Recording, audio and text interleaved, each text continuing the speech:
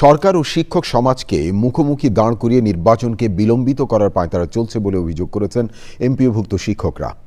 কেন্দ্রীয় শহীদ মিনারে চলমান অবস্থান কর্মসূচিতে শিক্ষক নেতারা বলেন, শিক্ষা উপদেষ্টাকে দ্রুত প্রত্যাহার করা না হলে আরও কর্মসূচি দেওয়া হবে।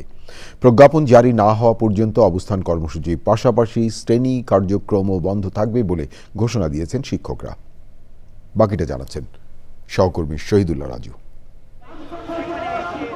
20% বাড়ি ভাড়া, 1500 টাকা মেডিকেল ভাতা এবং 75% উৎসব ভাতার প্রজ্ঞাপনের দাবিতে এক সপ্তাহ ধরে আন্দোলন করছেন বেসরকারি এমপিওভুক্ত শিক্ষকরা। বেসরকারি শিক্ষা প্রতিষ্ঠান জাতীয়করণের দাবিও উঠেছে।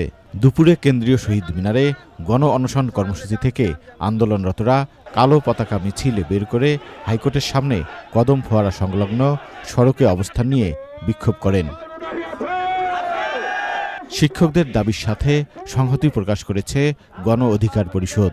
এত লুটপাট হচ্ছে, অর্থ পাচার হচ্ছে, দুর্নীতি হচ্ছে, আর শিক্ষকদেরকে আপনারা সম্মান করছেন না, এই দাবি কেন মানতে পারছেন না? বিক্ষোভ মিছিল শেষে আবারও শহীদ মিনারে ফিরে আসেন শিক্ষকরা।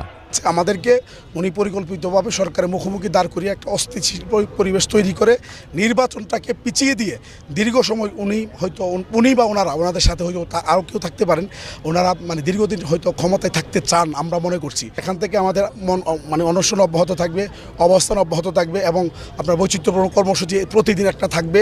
5ই অক্টোবর অর্থ মন্ত্রণালয় এমপিওভুক্ত শিক্ষকদের বাড়ি ভাড়া মাত্র 500 টাকা বাড়িয়ে প্রজ্ঞাপন জারি করলে তা প্রত্যাখ্যান করে 3 দফা দাবিতে আন্দোলন শুরু করেন শিক্ষকরা।